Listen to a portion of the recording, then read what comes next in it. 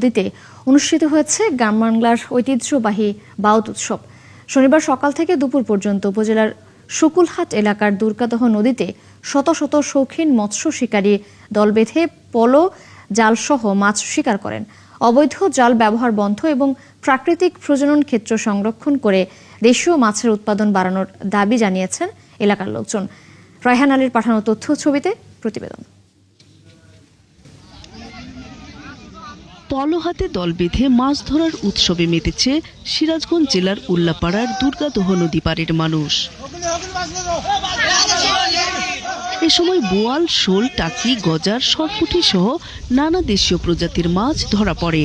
উৎসবে অংশ নেয়া লোকজন জানান, এটি শুধু মাছ ধরা নয়, গ্রামীণ ঐতিহ্য ও মিলন মেলারও একটি অংশ।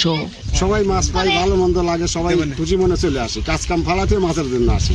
প্রত্যেক বছরই এখানে নামে এবং মাছ পাওয়া যায়। আজকে যে প্রথম নামছি, নামে একটা শোল মারছি। আল্লাহর কাছে লাখ লাখ শুকরিয়া, আল্লাহ একটা মাছ দিছে, আমরা তাতে খুবই ভালো লাগতেছে। আল্লাহর কাছে লাখ লাখ শুকরিয়া। মাছ মারা একটা উৎসব খুব সুন্দর লাগে, এই জন্য আমরা যত কামে খাই কাম ফাঁদ দিয়ে আমরা মাছ মারা উৎসবে আসি। তারা বলেন, চলতি মৌসুমে বন্যা কম হওয়ায় নদীতে দেশীয় প্রজাতির মাছ তুলনামূলক কমে গেছে।